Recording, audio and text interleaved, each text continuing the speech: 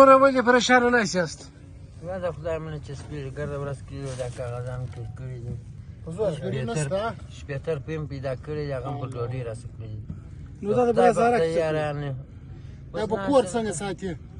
کور مې چیرې کور مې چیرې دي وروره کور چیرې؟ کور مې په کندهار کې دی اله دلته مسافر راغلی کور په کندهار کې په کوم ځای کې دی؟ یو غوټه زغلی وه د سپارې سره یو 150 کور په کندهار کې په کوم ځای کې دی؟ کور مې په کندهار کې په لوباله کې نو دلته ولې راغلي یاست څه وجه ده؟ دلته مجبوري یې سره راغلي و دلته په سټیشن کې څه شي کوئ چې ناست یاست؟ اوس دلته د هغې ناست یم دلته ډوډۍ څه شي مو خوړئ؟ دا څه سالنګ مو پیدا دا مو چای پخ کړي دي که څه شي؟ وایي ډوډۍ هلته خلاص په سالنګ هلته شته د کندهار په څو کسان دلې راغلي؟ یاره څه درته وایم زه خپله کندهار یم 2 درې به نور حالت خو وسالات برابر دی ولې نه اوري؟ کرایه نه لرم خدای که مې یو نه څه په شته تاله کې څو کسان دي؟ څنګه څو کسان مطلب څو کسان دلته اوسېږي؟ ورې خو نو د خدای مخلوق دي خو نو زما کور په شنه تاله کې دی نه وایي چې د کوم ځای؟ دیجا خو د کور کندهار په شنه تاله وایي که نو خو د کندهار راغلي د جسف الله کعبه کلي په شنه تاله کې دا پچیش دغه نشه څنګه پیدا کوئ؟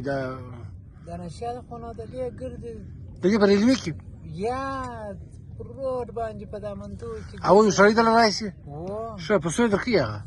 په 200 یې ورکوي په 1500 یې ورکوي د ورځې څو روزګار نشته نو تی دا پیسې نشته نشه تی څنګه رانیسي موږ دا نشه په دا بوتلانو په دا شانه پیدا کوو وای په دا شانه د ورځې 100 روپۍ پیدا کوي د ورځې نو تقریبا 400 ما سهار پیدا کړل یو سړی بل و هغه یو نفر دی هغه جبر محمد نومیږي هغه راته یوړه دی ما ته زه نشه درته راخم راته یوړه دی نامرده سړي ښه نو بیا ولاړله نو مې شیان مې ټول کړه بیا مې د 200 د ټول کړله 200 کور و دا کباړ والا به پور راکړلی بیا کباړ والا بیا د غونې لاره سره وړي نو هغه د ویسټي ګراکان و نو خو زموږ ګراکان دا شا موږ ټوله ووړو نو کله ځې وطن ته کله ځې؟